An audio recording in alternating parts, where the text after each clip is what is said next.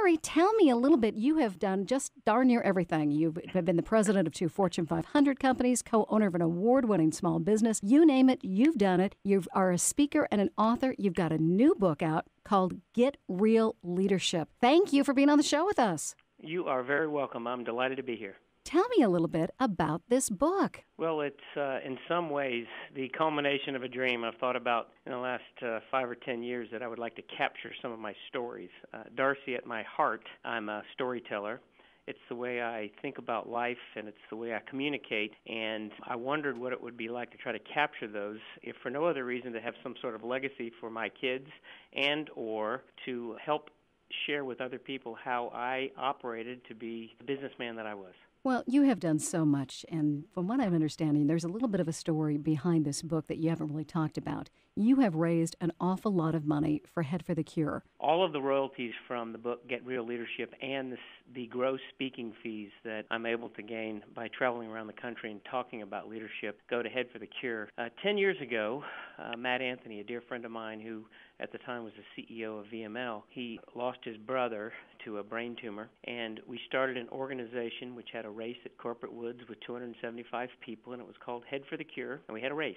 We're now 10 years into that, and still raising money. We're up to about $2 million, but sometimes you can't make this stuff up, Darcie. What happened was about 5 months after that first race, which I was in it to support Matt and his family, my wife, Chris, was diagnosed with a malignant brain tumor. Fortunately, my wife's was not the aggressive growth kind, but I still felt like it was important for us to form a team, Chris Campbell, within Head for the Cure, and try to raise as much money as we can to try to fight this dreadful disease. So that's what I do, and I published the book on February 6th of this year, which was the 8th anniversary of my wife's diagnosis. Get Real Leadership. We were talking with Harry Campbell this afternoon, and one of the things about the book that I think, I love this, the practical approach that can deliver relationships, respect, results. Those 3 R's in leadership we don't hear very often.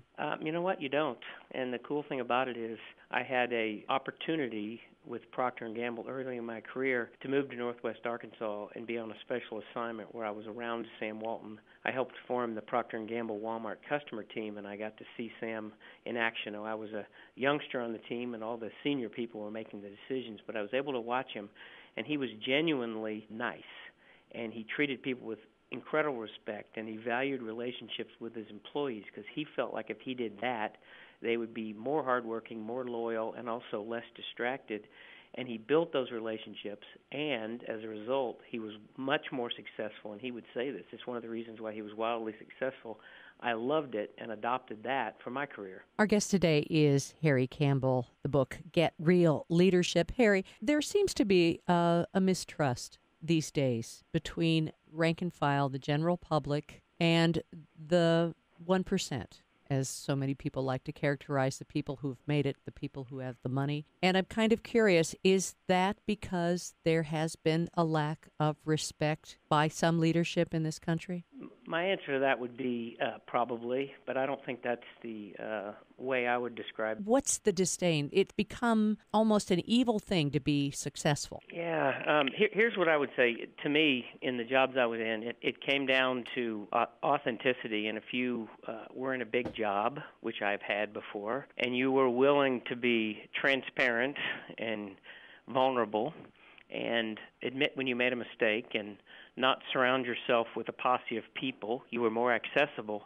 All those things that in some ways are just very normal relationship things but aren't necessarily as normal in medium and big companies, then what that does is it lowers the anxiety of the organization, and I think you have more trust and more respect. But if you don't have it, what you said was absolutely true. It's I think there's a distance that's put between folks.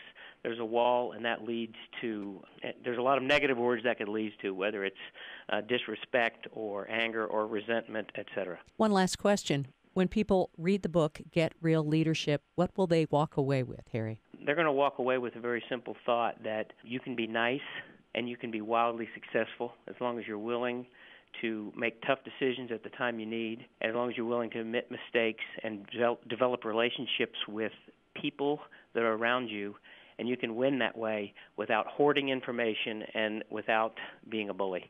The book is out now, Get Real Leadership by Harry Campbell. Where can they find it? It's on Amazon, and it's also available via the Kindle e-reader platform. I know you've got a great website, too. You can find out more there. It's harryscampbell.com. Yes, it is. We've sold, closing in on 1,600 books, and I've just booked my 18th speech on the subject of leadership, and I'm having a blast doing it. I love communicating about leadership and my thoughts, and I get to raise money for a great cause. Well, good luck and continued success in raising money for the Head for the Cure cause, and we appreciate your time here at the Radio Dish. You're very welcome. Thank you very much for having me.